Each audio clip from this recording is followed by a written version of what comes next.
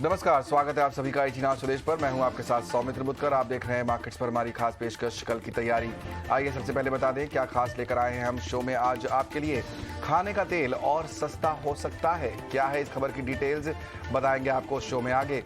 साथ ही साथ आरबीआई की ट्रेड पॉलिसी आने वाली है, शुक्रवार को उसका ऐलान होगा, उस पर भी होगा फोकस। और कल के लिए कुछ दमदार ट्रेडिंग आइडियाज शो में करेंगे शामिल।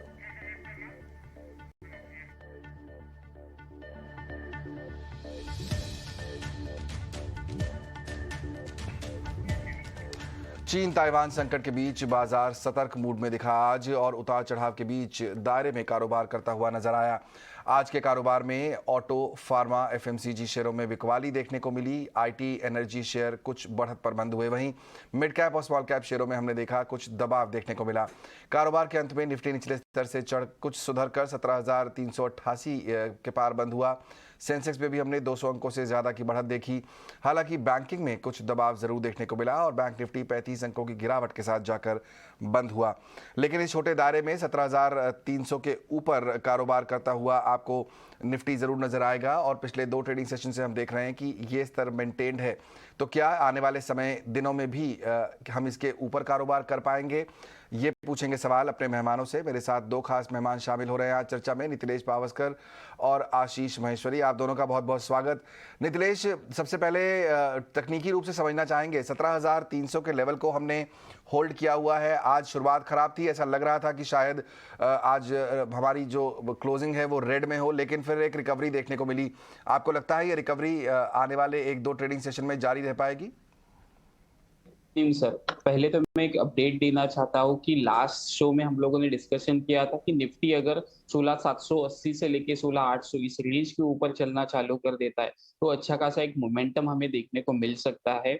और उसी को मैं कंटिन्यू करके अभी मैं कॉशियस व्यू अप्रोच जो होगा अपना, वहां पे मैं एक चीज कहना चाहूंगा कि आज जो अभी आप कह रहे हो कि 17,300 के ऊपर मार्केट सस्टेन तो हुआ है, लेकिन कल अगर समझो मार्केट 17,280 इस लेवल को ब्रेक डाउन कर देता है तो हमें फिर से 16,950 ये लेवल देखने को मिल सकता है।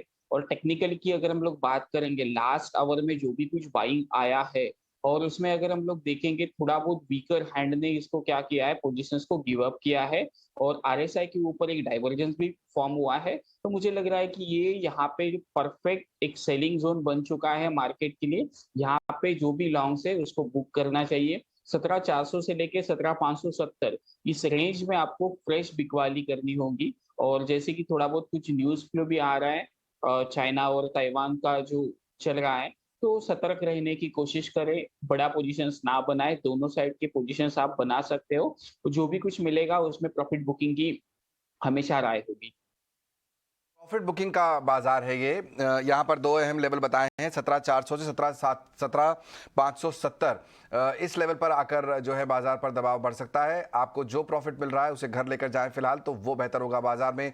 पिछले कुछ ट्रेडिंग सेशन से, इनफैक्ट आज 6ठा ट्रेडिंग सेशन है जब पॉजिटिव टेरिटरी में जाकर बाजार बंद हुआ है। आशीष, इस समय जो बड़ी इंपॉर्टेंट बात यहाँ पर नितिलेश ने भी कही कि एक बड़ा ग्लोबल टेंशन बनता हुआ दिख रहा है ताइवान और चाइना के बीच में। यूएस और चाइना आमने सामने आकर खड़े हो रहे हैं। क्या बाजार में डर का माहौल है, आपको लगता है, या अब ये डिस्काउंटेड है, जैसे बाकी बहुत सारे नेगेटिव्स की चर्चा हम करते हैं जो बाजार में फिलहाल डिस्काउंटेड है? जी, मैं आपकी बात से सहमत हूँ। इनफैक्ट जो डिस्काउंटिंग हो गया वो इंट्राडे ही हो गया। बेस्ट पार्ट तो ये रहा कि जब क्लोजिंग का समय आया तो मार्केट पार्टिसिपेंट्स ने छठे दिन बाजार को ऊपर लेकर गए। तो जो एक दिन भर में थोड़ा मुनाफा वसूली रहा बाजारों में, क्योंकि ऐसा लग रहा था कि ये पॉलिटिकल टेंशन बढ़ेगा आगे। पर मेरा मानना है सिर्फ एक विजिट के बाद में जो एक कंट्रोवर्सी है वो खत्म हो जाएगा और दोबारा से मार्केट्स और या इकोनॉमीज अपने अपनी सिचुएशन पे ध्यान देंगे। तो मैं इस बात को लेकर कोई बहुत ज्यादा निगेटिव नहीं हूँ, ना मैं फियरफुल हूँ। मेरा मानना है कि आज जो हमने शॉर्ट कवरिंग देखा है लास्ट में या फ्रेश बाइंग देखा है, ये जारी रहेगी। ओके, एक अहम सवाल मैं स्टॉक स्पेसिफिक चर्चा करने से पहले पहले आपसे पूछना चाहता हूं आशीष, वो ये कि आरबीआई की पॉलिसी अब आने वाली है और मीटिंग तो शुरू हो गई है एमपीसी की, शुक्रवार को आ जाएगी। इस बार अभी बाजार थोड़ा बटा हुआ है कि कितनी रेट हाइक आएगी। रेट हाइक आएगी ये तो तय है, लेकिन 0.35 से 0.5। मेरा सवाल ये है कि कहां तक, अगेन क्वेश्चन वही है कि कहां तक बाजार ने डाइजेस्ट किया हुआ है। अगर आधा % तक की बढ़ोतरी हुई ब्याज दरों में, तो आपको लगता है कि बाजार में बहुत मूवमेंट नहीं आएगा, या उससे अगर कम हुआ तो शायद बाजार चेयर ही करें? जी, पिछली बार भी इनफैक्ट जब प्राइस हाइक आया था, जो रेट हाइक आया था, तो बाजार ने बहुत ज्यादा उसको फैक्टर इन नहीं किया और मार्केट फिर ऊपर जाने लगा। मेरा मानना है इस बार भी यही होने वाला है। और वर्स्ट केस में 50 बेसिस पॉइंट और बेस्ट केस में आप जो कह रहे हैं 0.35 0.3, ये इंडिकेशन बिल्कुल मिल रहे हैं, क्योंकि जो इन्फ्लेशन है उसको कंट्रोल करने के लिए आरबीआई नहीं चाहेगा कि वो बिहाइंड द कर्व रहे इन्फ्लेशन के। और इन्फ्लेशन अभी भी जो एक कूल डाउन होना चाहिए था मॉनसून आने के बाद में, अभी भी हुआ नहीं है। तो जो वेजिटेबल, फ्रूट्स और ईटेबल आइटम के प्राइसेस हैं, उसमें अभी गिरावट, हमने मीनिंगफुल गिरावट नहीं देखा है। तो बिल्कुल एक जायज रेट हाइक रहेगा। और इसके बाद उम्मीद की जा रही है, क्योंकि अब मॉनसून के बाद में, क्योंकि सारी चीजों का जो एग्री पर्टिकुलर जो कमोडिटीज है, वहां पे हम प्राइस रेशनलाइजेशन देखते हैं, तो शायद आने वाले कमिटीज में रेट हाइक ना हो, और इस साल की हो सकता है ये आखिरी रेट हाइक भी साबित हो, क्योंकि बहुत ज्यादा हायर इंटरेस्ट रेट के कारण से भी जो ग्रोथ है उस पर फर्क पड़ता है। तो मुझे लगता है कि इस रेट हाइक के बाद में शायद गवर्नर पॉज ले, और ये मार्केट को बिल्कुल पसंद आए। करेक्ट। तो करीब आधा % तक का रेट हाइक यहाँ पर बाजार ने इस समय फैक्टर इन किया हुआ है, और ये संभावना है कि शायद इसके बाद रेट हाइक और ना हो। अगर वो ऐसा आरबीआई करता है तो जाहिर तौर पर बाजार को पसंद आएगा ही। चलिए, ये तो ब्रॉडर बातें हुई, स्टॉक स्पेसिफिक चर्चा भी शुरू करते हैं। आज एक स्टॉक लगातार फोकस में था, वो था स्पाइसजेट का, जिसको लेकर जो काफी बड़ी खबर आज एक आई है कि कंपनी में मिडिल ईस्ट की एक एयरलाइन हिस्सेदारी खरीद सकती है। इस खबर पर और डिटेल्स के साथ मेरे सहयोगी समीर जुड़ गए हैं मेरे साथ। स्पाइसजेट एयरलाइन में हिस्सेदारी बिक्री को लेकर के बड़ी खबर सामने आ रही है। सूत्रों के मुताबिक स्पाइसजेट एयरलाइन के प्रमोटर अजय सिंह फिलहाल मिडिल ईस्ट की एक एयरलाइन के साथ उनकी बातचीत चल रही है। सूत्रों ने यह भी बताया कि जो मिडिल ईस्ट की एयरलाइन है, ये स्पाइसजेट एयरलाइन में 24% हिस्सेदारी लेने के लिए इस वक्त उनकी बातचीत चल रही है। और सिर्फ 24% हिस्सेदारी ही नहीं, बल्कि मैनेजमेंट में एक बोर्ड सीट को लेकर के भी इस वक्त बातचीत चल रही है। अजय सिंह का स्पाइसजेट एयरलाइन में तकरीबन 60% का स्टेक है, जिसमें वो 24% हो सकता है आने वाले वक्त में निकाल ले, क्योंकि बातचीत काफी दौर आगे बढ़ चुकी है और ये फाइनल शेप यानी कि अंतिम दौर में बहुत जल्द पहुंच सकती है। इसके अलावा सूत्रों ने यह भी इशारा किया कि सिर्फ ये मिडिल ईस्ट एयरलाइन ही नहीं, बल्कि भारत के एक बड़े बिजनेसमैन के साथ भी अजय सिंह की बातचीत चल रही है, और ये बड़े बिजनेसमैन स्पाइसजेट एयरलाइन में कुछ हिस्सेदारी ले सकते हैं, निवेश कर सकते हैं। स्पाइसजेट एयरलाइन जो लगातार वित्तीय संकट के दौर से गुजर रही है, उसको फौरी तौर पर लिक्विडिटी या फिर पैसों की जरूरत है, ताकि वो बाजार में इंडियन एविएशन में बनी रहे। स्पाइसजेट एयरलाइन कोविड के बाद से ही लगातार क्वार्टर दर क्वार्टर वो लॉसेस या अपना नुकसान वो पोस्ट कर रहे हैं, बता रहे हैं। यही वजह है कि अब स्थिति इतनी गंभीर पहुंच गई है कि अगर फौरी तौर पे कोई निवेशक स्पाइसजेट एयरलाइन को नहीं मिलता है तो उनका उड़ान भरना शायद ये और मुश्किल हो जाए। यही वजह है कि अजय सिंह, जो कि स्पाइसजेट एयरलाइन के प्रमोटर है, वो लगातार मिडिल ईस्ट के इस एयरलाइन के साथ बातचीत कर रहे हैं। और चूंकि मिडिल ईस्ट में 3 ही बड़े नाम हैं, एक कतर एयरवेज, एमिरेट्स एयरवेज और एतिहाद एयरवेज, माना जा रहा है इनमें से किसी एक के साथ उनकी बातचीत जल्द ही फाइनल शेप ले लेगी। स्पाइसजेट एयरलाइन का इस पूरे मसले पे यही कहना है कि वो सस्टेनेबल फाइनेंसिंग ऑप्शन के लिए लगातार निवेशकों से बात करते हैं, लिहाजा इस बात का वो पुष्टि कर रही है स्पाइसजेट एयरलाइन की बातचीत हो रही है, जो जल्दी एक फाइनल शेप ले सकती है। आशीष, एक अच्छी खबर स्पाइसजेट की, बाजार ने चेयर भी किया, 13% ऊपर जाकर ये स्टॉक बंद हुआ। लेकिन आपको लगता है कि अगर एक इक्विटी पार्टनर मिलता है, कंपनी में पैसे आते हैं, तो काफी हद तक समस्याएं सुलझ जाएंगी? क्योंकि यहाँ पर सिर्फ समस्या इसी की नहीं, समस्या ये भी है कि डीजीसीए लगातार अब जांच किए जा रहा है स्पाइसजेट में जो पिछले इंसिडेंट्स हुए हैं, उसकी वजह से 50% उनकी जो उनका बेड़ा है उसको ग्राउंडेड कर दिया गया है। आज ये हमने देखा, इस खबर पे स्टॉक तो चला 13%, लेकिन क्या ये लॉन्ग टर्म रैली दिखा सकता है स्टॉक, आपको लगता है? देखिए, इसको थोड़ा डिटेल में एनालिसिस करने की जरूरत है कि स्पाइसजेट का यदि मार्केट कैप देखें तो 3000 करोड़ है। तो कोई भी निवेशक आता है, 25% हिस्सेदारी लेता है, तो 750 करोड़ रुपए ही होता है। जबकि जो स्पाइसजेट में जो कैपिटल फ्लो चाहिए, जो इनफ्लो चाहिए, कम से कम 1.5 से 2000 करोड़ चाहिए। तो पहली बात तो ये ट्रांजेक्शन इस लेवल पे होगा नहीं, ये काफी प्रीमियम पे होगा। मेरा मानना है ये ट्रांजेक्शन 70-75 रुपए से नीचे नहीं होने वाला। दूसरी बात, ये ट्रांजेक्शन इसलिए होगा क्योंकि स्पाइसजेट को अपना सर्वाइव करने के लिए अब कैपिटल चाहिए, क्योंकि बहुत समय से वो अपना कार्गो बिजनेस को बेचकर या उसमें पार्टनर ढूंढ रहे थे, पर वो कुछ मैटेरियलाइज नहीं हुआ, तो अब उनके पास में ये दूसरा ऑप्शन नहीं। तीसरा, ये एक गल्फ की एयरलाइन इसलिए इस ट्रांजेक्शन को करेगी क्योंकि जो यूएस और यूरोप मार्केट है, वहां पे सब इंडियंस की सबसे ज्यादा ट्रैवल होता है।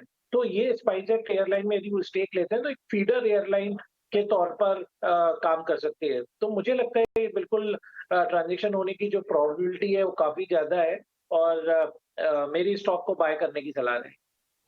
बाय करने की सलाह स्पाइसजेट पर। 50 रुपए का भाव हमने आज देख ही लिया है। नितिलेश, किन लेवल्स पर बाय करना चाहिए, अगर आप ये बताएं स्पाइसजेट में।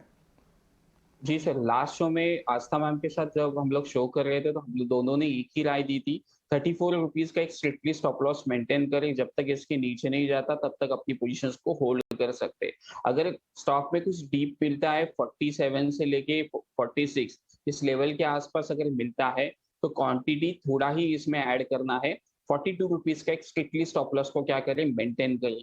जैसे ही स्टॉक 55 रुपीज का जोन क्रॉस कर देगा तो हमें स्टॉप लॉस ट्रेल करके जाना चाहिए। देखो कभी कभार कैसे होता है कि न्यूज की वजह से स्टॉक गर्म हो जाता है और continuously back to back momentum में आता है और हम लोग इमोशंस में आके उसको खरीद लेते हैं। क्वांटिटी उतना ही रखे जितना हम लोग इसको संभाल सकते हैं। ओके, तो यानी कि अभी भी कुछ टीम बाकी है यहाँ पर। कॉल यहाँ पर बाय की ही है, लेकिन स्टॉप लॉस को ट्रेल करें। अगर आप ट्रेडर हैं तो वो ध्यान रखिएगा। काफ़ी ज़ोरदार तेज़ी हमने स्टॉक में देखी आज इस खबर के बाद। अगली खबर का रुख करेंगे। खाने के तेलों की कीमत पर केंद्र सरकार कल एक अहम बैठक करने जा रही है। फूड सेक्रेटरी की अध्यक्षता में होने वाली इस बैठक में ऑयल मैन्युफैक्चरर्स कंपनियों के प्रतिनिधियों के साथ बातचीत करेंगे। पूरी खबर दे रहे हैं मेरे सहयोगी समीर दीक्षित। खाद्य तेल की कीमतों को लेकर के सरकार गुरुवार 4 अगस्त को एक अहम बैठक करने जा रही है। सूत्रों के मुताबिक फूड मिनिस्ट्री के सचिव इस बैठक की अध्यक्षता करेंगे, जिसमें एडिबल ऑयल मैन्युफैक्चरर्स और साथ ही साथ जो बड़ी मार्केटिंग कंपनीज हैं उनकी तरफ से प्रतिनिधि शामिल होंगे। बैठक का एजेंडा यही है कि मौजूदा स्थिति को देखते हुए देश में खाद्य तेल की जो कीमतें हैं उसमें और कितनी नरमी या कमी लाई जा सकती है। सरकार का मत यह है कि लगातार जिस तरीके से अंतर्राष्ट्रीय बाजार में खाद्य तेल की कीमतों में गिरावट दर्ज की गई है, साथ ही साथ भारत में जो इंपोर्टेड एडिबल ऑयल है की उपलब्धता पर्याप्त मात्रा में है, लिहाजा जो खाद्य तेल की कीमतें हैं इसमें और कमी लाई जा सकती है। और इसी को लेकर के सरकार गुरुवार को अहम बैठक करने जा रही है। इससे पहले भी सरकार ने 2 बार जो है खाद्य तेल को लेकर के बैठकें की थी, जिसका नतीजा ये निकला था कि हाल के समय यानी कि पिछले तकरीबन 2 महीने में जो खाद्य तेल की कीमतें भारतीय बाजार में हैं उसमें तकरीबन 15 से 20 रुपए, यहाँ तक कि कई मामलों में 25 रुपए तक की कमी आई थी, लेकिन और कमी लाई जा सकती है, ये सरकार का मत है, जिसको लेकर के बैठक की जा रही है। सरकार का इसमें यह भी एक मानना है कि फिलहाल की जो स्थिति है, जो कमी आ सकती है वो तकरीबन 10 से 15 रुपए की रेंज में हो सकता है। और ये अगर ये होता है यानी कि कमी आती है खाद्य तेल की कीमतों में, तो जाहिर तौर पे आगामी त्योहारी सीजन को देखते हुए इसका बड़ा फायदा आम उपभोक्ता को मिलेगा। लेकिन जो कंपनीज हैं उनका अपना एक अलग मत है, जिसको लेकर के वो अपनी तरफ से राय मशवरा सरकार के सामने रखेंगे। तो ये एक बड़ा डेवलपमेंट खाद्य तेल की कीमतों को लेकर के हो रहा है। लेकिन अभी इसमें पेच ये है कि जो ग्राउंडनट ऑयल है उसकी कीमतें फिलहाल ज्यादा कमी उसमें नजर नहीं आ रही है, जबकि जो अन्य तेल है मसलन पाम ऑयल जिसकी सबसे ज्यादा खपत होती है उसकी कीमतों में लगातार गिरावट दर्ज हो रही है। यही वजह है कि जो विभिन्न प्रकार के खाद्य तेल हैं उनकी कीमतों को लेकर के सरकार बैठक कर रही है और कोशिश यही होगी कि आने वाले समय में कुछ दिनों में ये जो खाद्य तेल की कीमतें हैं अलग अलग कैटेगरी में इसमें और कमी लाई जा सके। चलिए, तो कंज्यूमर के लिए तो अच्छी खबर है, लेकिन कंपनियों के लिहाज से क्या आशीष, आपको लगता है कि सरकार कंज्यूमर्स को फायदा देने के लिए कहीं कंपनियों का नुकसान तो नहीं कर रही है? बहुत ज़्यादा कंट्रोल, क्योंकि पहले भी ये बात कही गई थी कि खाने का तेल आप सस्ता कीजिए, कंपनियों ने कुछ स्टेप्स भी उठाए थे। उसके बाद अब ये एक और बैठक होने जा रही है कल, एक बार फिर अडानी विल्मर, पतंजलि फूड जैसी कंपनियां हैं, HUL जैसा बड़ा प्लेयर है जो इस मार्केट में है, किस तरह का इम्पैक्ट आप देखते हैं उन पर? देखिए, एक इशू ये है कि प्राइसेस जो बढ़े थे तो 40 से 50 रुपए पर लीटर तक के हमने राइस देखा, और जो डिक्लाइन हुआ है वो सिर्फ 5-1 रुपए पर लीटर इन लोगों ने किया है कम। और उसके पीछे रीजन बड़ा ये है कि जब तक इन्वेंट्री जो उनके ओल्ड रेट की है वो पूरा खत्म नहीं हो जाता, खपत नहीं हो जाती, तब तक रिटेलर पास ऑन करेगा नहीं अल्टीमेटली एंड कंज्यूमर को। तो उसका हमें इंतजार करना पड़ेगा कि वो इन्वेंट्री कब फिनिश होता है, क्योंकि एक यही मेजर फैक्टर है। बट मेरा मानना है कि सरकार थोड़ा सा पुश करेगी इन कंपनीज को, तो बिल्कुल इनको प्राइस कम करने होंगे, क्योंकि बिल्कुल सही है, त्योहार का सीजन है और गवर्नमेंट नहीं चाहती कि एक तो इन्फ्लेशन पे बड़ा इफेक्ट आता है एडिबल ऑयल का, और आम जनता को अफेक्ट करता है। तो ये मेरा हिसाब से दोनों ये जो डेवलपमेंट है ये कंपनियों के लिए नेगेटिव है, और हमें देखना पड़ेगा कि कितने रुपीस पर लीटर का ये लोग रिडक्शन लेते हैं। तो एक बार थोड़ा वेट एंड वॉच की सलाह रहेगी, बट बाय ना करें, डिसीजन होने के बाद में कोई कॉल लेना ठीक रहेगा। करेक्ट, कल का दिन जाने दीजिए, डिसीजन आने दीजिए सरकार की तरफ से, कंपनियों की तरफ से जो बैठक है उसके बाद फिर कोई कॉल ले सकते हैं। लेकिन इस बीच में चार्ट देख रहा था तो अडानी विल्मर का चार्ट बड़ा इंटरेस्टिंग दिखाई दे रहा है। एक बार नितिलेश आप नजर डालेंगे, आज आखिरी आधे पौने घंटे में एक अच्छी रिकवरी की कोशिश वहां देखने को मिली अडानी विल्मर में, लेकिन 1.5% नीचे ही जाकर बंद हुआ। क्या कॉल रहेगा फिलहाल स्टॉक पर आपका? जी सर, ये स्टॉक की अगर हम लोग बात करेंगे तो ये स्टॉक 700-720 से एक रिवर्सल दिखा रहा है, और ऊपर में एक जो हम लोग बियरिश कैंडलस्टिक पैटर्न देख रहे हैं बिग मैन की तरह यहाँ पे दिख रहा है। तो इसमें एक मेरा सलाह होगा कि जो भी आपकी एग्जिस्टिंग लॉन्ग पोजीशन है वो थोड़ा सा इसमें प्रॉफिट बुकिंग की राय होगी। आज मैंने क्लाइंट्स को कल भी एक अडानी ग्रीन का एक ट्रेड रिकमेंड किया था शॉर्ट सेलिंग के लिए इंट्राडे बेसिस के ऊपर। मुझे लग रहा है कहीं ना कहीं जाके थोड़ा सा अडानी ग्रुप में प्रॉफिट बुकिंग आने की आशंका है। शायद से कल अडानी एंटरप्राइज में भी प्रॉफिट बुकिंग आ सकता है। तो अगर जिनके पास है पोजीशंस तो एग्जिट करें, नया फ्रेश कोई भी लॉन्ग ना करें। जब तक ये स्टॉक 700-720 के ऊपर सस्टेन नहीं होता है तब तक इसमें कोई भी लॉन्ग की कोशिश ना करें। 720 के ऊपर अगर स्टॉक जाए तब जाकर लॉन्ग की पोजीशन बन सकती है। फिलहाल अगर आपके पास है तो एग्जिट कर सकते हैं। एक दिलचस्प आपको चर्चा सुनवाते हैं। जोमैटो का शेयर पिछले कुछ दिनों में काफी फोकस में रहा है। भारी गिरावट के बाद अब कई ब्रोकरेजेस ने शेयर को 100 रुपए तक का टारगेट दे दिया है। लिस्टिंग के बाद से ही कंपनी के मैनेजमेंट ने मीडिया से बहुत कम बात की है, लेकिन आज मेरी सहयोगी नयनतारा से एक्सक्लूसिव बातचीत में कंपनी के सीईओ दीपेंद्र गोयल ने बताया है कि कंपनी को मुनाफे की तरफ ले जाने की उनकी क्या योजनाएं हैं और ब्लिंकिट की खरीद के पीछे जोमैटो की क्या सोच है। आपने तो मार्केट्स की बात सुन ली, एक बारी एक टाइमलाइन भी दे दिया आप प्रॉफिट के बारे में, जो आप कह रहे हैं कि second quarter next financial year में हो जाना चाहिए। तो लग तो रहा है कि अब आप स्टॉक मार्केट्स की आवाज़ फाइनली सुन रहे हैं। सुन भी रहे हैं, और आई थिंक जैसे ही हमें पता चला कि हम प्रॉफिट कर लेंगे कुछ देर में, वैसे ही हमने बोल दिया कि हम कर लेंगे। अभी तक हमें पता ही नहीं था हम कब करेंगे।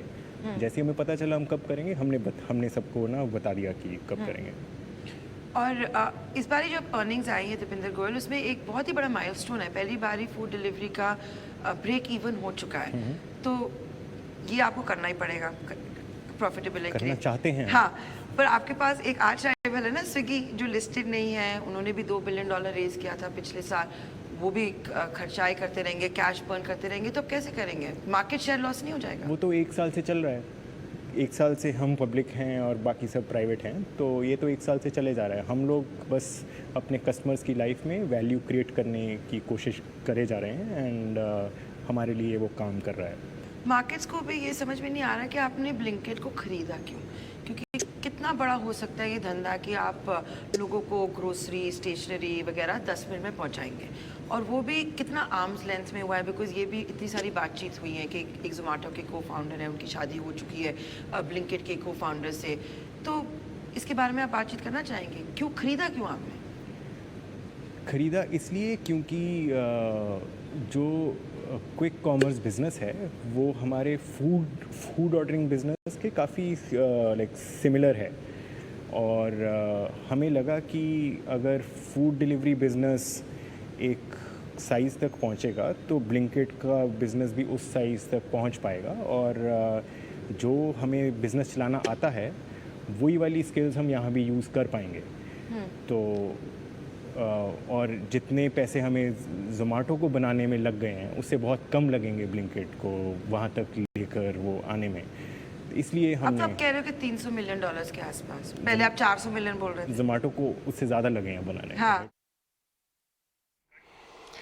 आशीष, बहुत दिलचस्प चर्चा आज हमारे चैनल पर दीपेंद्र गोयल साहब ने की है। अब लेकिन यहाँ पर टेक अवे ये है कि कंपनी धीरे धीरे बढ़ रही है प्रॉफिटेबिलिटी की तरफ और ब्लिंकिट के साथ ये कम्पीट करना चाह रहे हैं। ये कह रहे हैं कि हम, ऐसा नहीं है कि ब्लिंकिट आगे बढ़ जाए और जोमेटो पीछे रह जाए, हम चाहते हैं दोनों कंपनियां ग्रो करें। क्या ये कमेंट्री कंपनी की तरफ से काफ़ी है निवेशकों को ये भरोसा दिलाने के लिए कि जोमेटो के शेयर में जो पिछले कुछ दिनों में लॉस हुआ है उसको होल्ड करें और रुके रहें शेयर में? देखिए, बिल्कुल एक 1 ईयर का जो उनका लॉक इन का था वो फिनिश, उसके कारण से एक ये घबराहट का माहौल बना था कि बहुत क्वांटिटी में स्टॉक आएगा।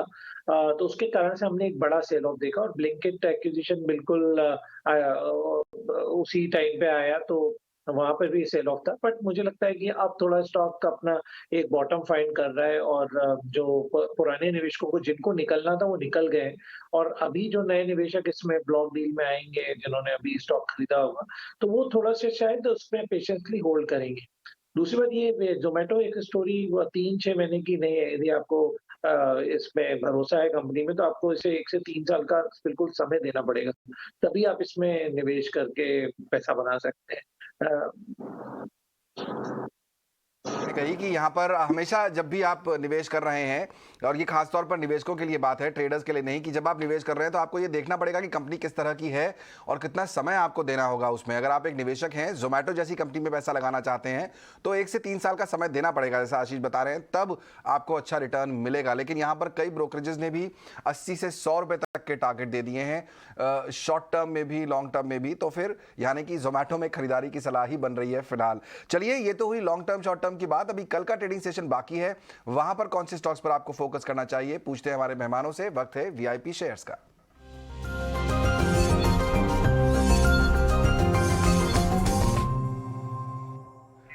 नितिलेश, आपसे करना चाहेंगे शुरुआत। बताइए, कल के ट्रेडिंग सेशन में कौन से स्टॉक्स पर फोकस होगा आपका?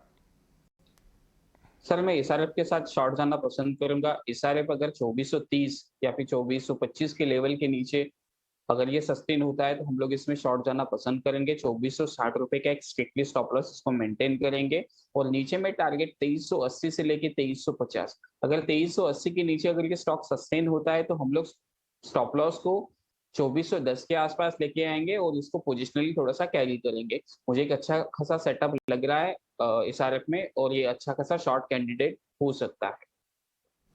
ओके, तो एसआरएफ यहाँ पर शॉर्ट का कैंडिडेट, ये ध्यान रखिए। स्टॉप लॉस 2460 और टारगेट जो है वो 2380 या 2350, ये है यहाँ पर नितिलेश की तरफ से राय। आशीष, आप कहाँ पर फोकस कर रहे होंगे कल के ट्रेडिंग सेशन में? जी, मेरा स्टॉक रहेगा एवरेडी इंडस्ट्रीज लिमिटेड और फंडामेंटली मुझे काफी पसंद है और मेरा मानना है 350 के लेवल पे स्टॉक को लिया जाए तो अगले 6 महीनों में 500 रुपए तक जा सकता है। आज भी स्टॉक में काफी मोमेंटम था और रीजन ये है कि जो वर्मन कंपनी ने इसमें स्टेक लिया है, तो अब वो उस कंपनी में नई एनर्जी के साथ में काफी मिडिल और सीनियर लेवल पे काफी लोग नए कंपनी में आ रहे हैं। दूसरी बात, ये कंपनी का उनका जो एक विजन है, से एफएमईजी कंपनी बनाएंगे वो। तो ऑलरेडी बैटरी ड्राई सेल में तो इंडिया में नंबर 1 प्लेयर है, बट कंज्यूमर लाइटिंग भी उनका एक बड़ा वर्टिकल बनेगा और आगे ऐसे ही स्विचेस, फैंस और इस टाइप के भी कई प्रोडक्ट हमें देखने को मिलेंगे। तो ये एक 2500 करोड़ के मार्केट कैप में इतने बड़े ग्रुप का कंपनी आपको मिल रहा है और लास्ट क्वार्टर से इस क्वार्टर में एक बड़ा टर्न अराउंड भी हुआ है कंपनी के परफॉर्मेंस में। तो इसलिए मैंने इस स्टॉक को आपके दर्शकों के लिए सिलेक्ट किया है और 6 महीने का यदि टाइम दें तो बिल्कुल इस स्टॉक में 30% का रिटर्न बन जाएगा। 6 महीने का समय दीजिए, 30% का रिटर्न मिलने की संभावना है। 500 रुपए तक के टारगेट के लिए एवरेडी में खरीदारी की सलाह आशीष की तरफ से। बहुत बहुत शुक्रिया आप दोनों का आज शो में शामिल होकर हमसे ये चर्चा करने के लिए और अपने स्टॉक आइडियाज भी देने के लिए। चलिए, कल की तैयारी को यहीं समेटेंगे। मुझे और पूरी टीम को दीजिए इजाजत। आप बने रहिए ईटी नाउ स्वदेश के साथ।